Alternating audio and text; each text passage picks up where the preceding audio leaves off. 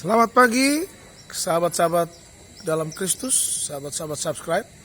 Hari ini saya ada kesempatan untuk berjumpa dengan orang hebat. Mengapa saya katakan hebat? Ya, hebat, dia hebat karena memulai pelayanan dari hal yang sederhana, naik sepeda, dan dimulai dari yang kecil sampai bangunannya besar. Inilah bangunannya. Tahun 97 dimulai pelayanan ini biasa aja, tepas. Kita akan bincang-bincang dengan orang hebat itu, namanya Pendeta Dr. Belshazzar Nainggolan. Kita kesaksikan. Ya, shalom Mamang. Shalom. Saya Pendeta James Samosir. Memberkati Pendeta Belshazzar Nainggolan. Puji Tuhan. Iya, ngomong-ngomong, Amang juga sudah selesaikan S3-nya ya? Ya, saya menyelesaikan S3 dari Institut Injil Indonesia Batu Malang. Wow, Batu Malang. luar biasa. Ya, tahun 2016 saya sudah. Luar biasa. Ya. Dari gereja? Gereja Pantekosta Indonesia GPD. Nama jemaatnya Mak? Jemaat Galilea Ministry Center. GPD. Oh, Jemaat Galilea ya? Iya. Luar biasa, puji Tuhan. Nah, boleh sharing Amang kepada anak-anak muda supaya dengar bagaimana Amang memulai pelayanan ini. Silakan Iya. Amang. Pada tahun 91 saya pulang dari Jakarta dan akhirnya saya ambil keputusan untuk sekolah Alkitab di Purbasari. Oh, Saya sekolah Alkitab di Purbasari. Saya pada waktu itu dapat firman Tuhan, Iya. oleh kemurahan Tuhan, maka kami menerima pelayanan ini. Oleh karena itu kami tidak tawar hati. oleh kemurahan Tuhan. Oleh kemurahan Tuhan. Yes. Jadi by grace, jadi oleh kasih karunia Iya. Tuhan, kemurahan Tuhan. Iya. Itulah yang membuat saya tetap bertahan dalam pelayanan. Dan setelah tamat dari sekolah Alkitab Purbasari, Iya. saya praktek Di mana itu praktek? di GPD, dulu namanya GPDI Getsemani, di tempat pelayanan Pendeta Marlin Utajulu. Marlin Utajulu. Iya. Sahabat saya juga Iya, itu. dan Iya, setelah iya. itu praktek Iya. lagi tempat Pendeta Uluan Batuara. Iya. Iya. Dan setelah dari sana saya berangkat sini Iya. pada tahun 97. Masuk ke daerah ini Iya, tahun 97. 97. Ini daerah apa namanya? Daerah Bang? Marindal. Oh, Marindal. Dulu ya ini perkebunan tembakau dulu. Oh, perkebunan tembakau ya. Di TPN 2. Iya. Terus? Iya, dan pada tahun 97 ini tempat ini masih sunyi, sepi, dan masih banyak ditumbuhi lalang-ilalang. Oh iya. Ya, dan masih banyak ular. Dulu kita masih banyak temuan ular di sini. Banyak ular di sini. Jadi ke rumah pun sering masuk ular. Karena apa? Karena rumah dulu tidak ada pintu, tidak ada jendela. Tidak ada pintu? Nggak ada pintu. Tidak ada jendela. Tidak ada pintu, tidak ada jendela. Alah, terus. Tidak ada dinding. Hanya atap aja yang ada. Bagaimana itu kalau tidak ada pintu, tidak ada jendela, tidak ada dinding? Nah, iya, jadi hanya pakai spanduk-spanduk aja. Oh, pakai spanduk ya Pakai terus. spanduk, ya. Iya. Jadi kalau dia malam tutup pakai spanduk, siang dibuka. Wow. Gitu. Nah, Itu dimulainya berapa jemaat, Bang? 11 orang. 11 orang. Iya. Mungkin orang muda atau bagaimana? Orang muda, masih ada orang muda. Oh, Jadi dimulainya dari anak muda. Karyawan-karyawan pabrik dulu. Oh iya. Karyawan pabrik, terus anak kecil, anak sekolah minggu. Ya karena persembahan kita juga masih minim. Minim. Masih kecil ya namanya. Itu tahun 97. 7 ya kan. Jadi catatan saya, Iya. karena kami setiap pertemuan dicatat. Iya. Itu seminggu hanya 11.000. Seminggu 11.000. 11.000. Oleh karena itu untuk menghemat dana, Iya. ongkos misalnya ke Iya. kota, Iya. saya harus naik sepeda. Oh, Jadi saya naik sepeda. naik sepeda. Naik sepeda. Berapa kilo? Ada 7 km. 7 kilometer kilometer, untuk ya. ke sini. Iya. Setiap hari apa tuh, Bang? Biasanya saya memotokopi warta gitu ya. Iya. Itu ya kalau ada seminar-seminar di kota, saya naik Iya. sepeda ke kota untuk ikut seminar. Ikut seminar naik sepeda. Sepeda. Ya, tapi saya bersyukur artinya saya yang tidak diminta uang parkir, Iya ya. saya tidak macet lalu lintas, Mungkin salah satunya nggak minder ya. nggak minder juga. Ya. Dan kalau saya parkir di Iya. katakan parkir, uang parkir nggak diminta. Ya. Iya, mau ke sepeda. Sepeda. Lanjut, Terus kalau Bang. macet lalu lintas saya angkat sepeda saya. Oh iya. Nggak ada macet-macetnya. Berapa tahun itu pakai sepeda? Saya sekitar 5 tahun ya. Pakai sepeda 5 tahun. Sudah berkeluarga Bang waktu itu? Tahun 97 bulan Oktober saya berkeluarga. Oh. Iya, dan saya udah berkeluarga masih naik sepeda. Masih naik sepeda juga? Jadi anak saya ke antar sekolah naik sepeda. Iya. Itu ada sekitar 3 km. Nah, terkadang saya minder, dia bilang, "Pak, kok salah sampai ke sekolah di gerbang aja lah, malu Pak." Kan. Habis itu saya pulang nangis berdoa pada Tuhan, ya puji Tuhan akhirnya Tuhan berikan sepeda motor.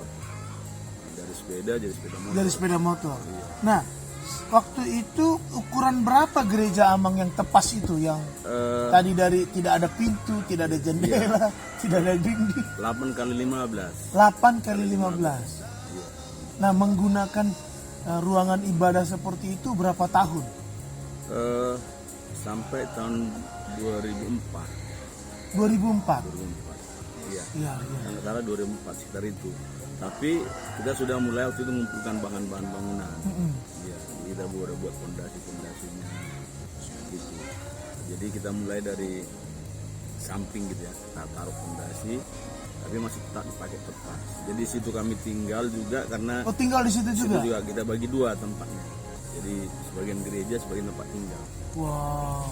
Jadi hanya bisa 2 kamar aja. Berarti foto-foto yang lama masih ada Amang Masih ya? ada. Masih ya? Mulai dari foto pertama sampai pembangunan masih lengkap ya? Masih lengkap. Iya, iya. Nah, sampai terjadinya perubahan, bagaimana Amang bisa dapat visi, bisa gedung itu seperti ini sekarang? Iya, pada waktu saya berdoa, Iya. duduk di meja belajar saya, Tuhan taruhkan di saya punya tanah yang luas, Iya, tempat parkir yang luas, iya. ya kan? Dan saya sudah gambar bentuk gereja saya. Oh, Bentuk sudah gereja digambar ya? Saya sudah dapat gambar dengan 2 lantai, Iya, karena saya pada waktu dapat visi membangun gereja kota.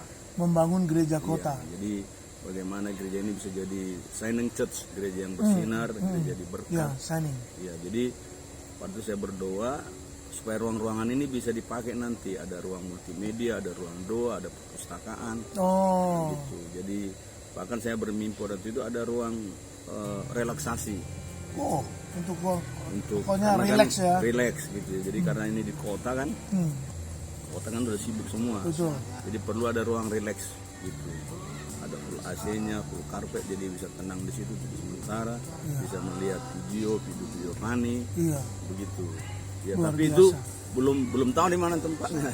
Itu masih mimpinya istri saya bilang. Belum tahu tempatnya. Belum tahu belum tempatnya, belum tahu tanahnya, belum tahu di mana. Tapi sudah punya mimpi. Sudah punya mimpi. Memang mimpi ini luar biasa, Bang ya. Iya, sudah mendorong kita untuk mengejarnya menjadi kenyataan. Nah, terus? Jadi saya gambar waktu itu, ya.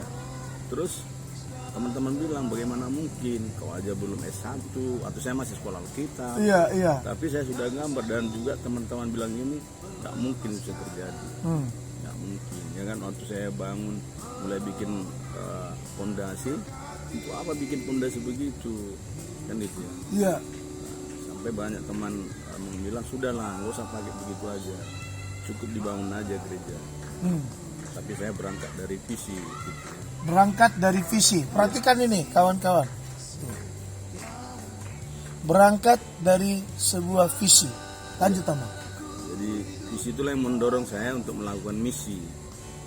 Gitu. Oh. Dari visi itu mendorong untuk misi, dan akhirnya mendorong untuk membuat karya-karya untuk Tuhan. Puji Tuhan. Ya, akhirnya untuk memperlengkapi itu saya mengambil keputusan untuk sekolah teologi. Lanjut lagi ke pendidikan S1 Dari sampai S1, S3 ya. Sampai saya S1 di STI. Oh, Amang lulusan STI? Iya. Mana nih, Medan atau? Medan. Oh, Medan. Lanjut. Dari S1 saya ambil S2 Iya. di Batu Malang. Batu Malang. Nah, S2 saya ada 2, jadi S2 pastoral Iya. dan S2 teologi. Ois. Dari S2 saya melanjut ke S3. Puji Tuhan. Dan akhirnya mengambil menerima ijazah ya, sertifikat seorang dokter teologi. Puji Tuhan. Masih punya mimpi lagi, Amang? Punya mimpi. Apa tuh? Silakan sampai. Dari mimpi saya, ya Masih punya mimpi. punya mimpi bagaimana saya bisa mengajar di media sosial, jadi segmentasi dalam pengajaran teologi ya. Lewat media Ya, sosial. media sosial. Ya. Kalau bahasa sekarang lewat Zoom atau YouTube ya. Iya. Oke, lanjut, Jadi, Amang. supaya gini, karena manusia sekarang banyak di dunia maya. Betul. Ya. Harus kita jangkau itu. Meskipun dia di kedai kopi, badannya di kedai kopi, tapi Mainan tangannya mainan di dunia maya. dunia maya, iya. Jadi bagaimana kita bisa menjangkau jiwa melalui dunia maya. Iya. Dan saya sudah bermimpi untuk itu, ya walaupun belum terwujud, tapi saya sudah mulai mempersiapkan diri, Iya. baik dalam bentuk-bentuk pengajarannya, Betul. ya maupun dalam bentuk sarana prasarananya. Iya. Jadi ruangan sudah siapkan. Ya karena saya juga seorang dosen, jadi bagaimana saya bisa mengajar melalui media sosial. Nah, kalau sekarang Amang tadi sebut dosen, mengajar di STT mana, Mang? Sekolah Tinggi Teologi Solo Gracia Medan. Nah, dengar tuh, STT, Sekolah Solo Gracia Medan. Sekolah Gracia Medan. Oke. Ya, saya mengajar di situ. Ya, dan juga saya pernah mengajar di Sekolah Tinggi Teologi Pantai Costa. Oh iya. Dan saya juga mengajar di Mentawai. Oh, pergi juga ke Mentawai. Iya. Bagaimana memperlengkapi para orang-orang muda di Mentawai menjadi sarjana. Puji Tuhan. Ya, jadi melalui tantangan besar ya, harus melalui ombak Iya. yang besar kan, karena kita ke Mentawai kan harus naik kapal. Betul. Kan, itu ya. Itulah sebuah perjuangan ya, karena memang hidup ini perjuangan kan. Iya, perjuangan. Iya. Sampai kita wujudkan apa yang kita mimpikan. Iya. Nah, kalau Amang izinkan boleh kita ke gedung? Boleh. Baik. Kita akan ke gedung, kawan-kawan, lihat hasil mimpinya dari tepas yang biasa menjadi kenyataan. Ya, kami akan lihat ke gedung, kawan-kawan, bersama hambanya untuk melihat kenyataan-kenyataan ini. Ya.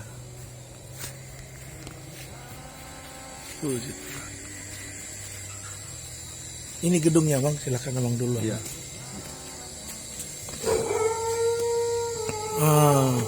Ini masih yang di bawah ya, Iya. belum yang di atas ya. Iya.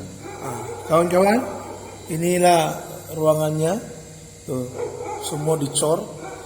Dimulai dari yang biasa, Ya, dan tepas. dari tepas menjadi yang boleh nggak kita ke atas sana? Boleh. Bisa dibuka? Iya. Coba. Jadi inilah yang kita program pelayanan kita. Oh, ini ya mimpinya ya. Ya, ini kerinduan Tuhan bagi gerejanya di PD Galilea Ministry. Ini mimpinya Bapak Pendeta Dr. Belsazar Nenggolan. Ada Pondok Daud, ada Amanat Agung, tempat kediaman Tuhan, diakonnya, dan pelayanan kasih. Ya, lanjut teman, kemana kita? Ke atas. Boleh, puji. Kita ke atas. Nah, ini ke atas, saudara-saudara, kawan-kawan. Inilah mimpi beliau ke atas, dan harapannya akan terwujud. Amin, Amang. Amin. Inilah lantai yang kedua. Di atas inilah. Belum selesai nih. Belum selesai. Memang belum selesai, tapi akan diselesaikan. Iya. Yang sebab apa, Amang? Saya dengar kesaksian Amang tadi bilang dari tepas. Akhirnya sekarang seperti ini. Besi-besinya sudah ada, kawan-kawan. Di sana itu apa, Pak? Itu. Pesantren. Oh, sana ada masjid ya. Berarti termasuk unik gereja Bapak ini. Itu ada masjid. Sebelah mana? Itu masjid. Ini. Amang. Iya. Itu masjid besar itu. Iya. Ya kan? Jadi kita dikelilingi ruang ibadah yang lain ya gitu ya. Iya. Tapi Dari Bani Kedar ya, Iya. Bani Kedar. Tapi kita bisa apa? Bersama. Bersama ya, tidak ada masalah, Bang ya. Iya. Wow, ini besi-besinya sudah ada. Coba besi-besinya. Iya. Berarti nanti gedung utamanya akan di sini, Bang ya. Di lantai, Oh, lantai 2. di sini ya gedung utamanya. Ya, nanti lantai utama akan ada di sini, kawan-kawan. Saya kagum cara naik sepeda. Sepeda masih ada, Bang ya? Masih ada sepeda. sepeda masih ada. Tempat waktu mulainya pelayanan ini ya. Iya. Ini luasnya sampai ke belakang sini, Bang. Iya. Wow. Luas tanah ini 37 kali 50. 37? Kali 50. Wah, luar biasa. Ya. Ya. Jadi Saya terinspirasi, saya diberkati dengan kesaksian Amang. Bapak Ibu yang kasih Tuhan, yang mau saya sampaikan adalah tidak ada yang mustahil bagi Tuhan. Amin. Betul Amang? Iya. Tidak ada mustahil. Dimulai dari yang biasa, sekolah di Purbasari tanpa gelar, akhirnya sekarang Tuhan izinkan punya gelar. Dan gelar itu dipersembahkan bagi Tuhan. Inilah karyanya.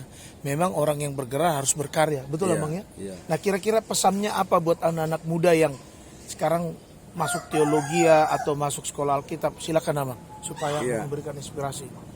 Pertama, takutlah sama Tuhan. Yes, Kedua, mulai dari visi untuk melakukan sesuatu. yes, Yang ketiga, jangan takut untuk berjuang. Berjuanglah sampai akhir. berjuanglah Sampai akhir. sampai akhir. Untuk menyelesaikan garis pertandingan yang Tuhan sediakan bagi kita.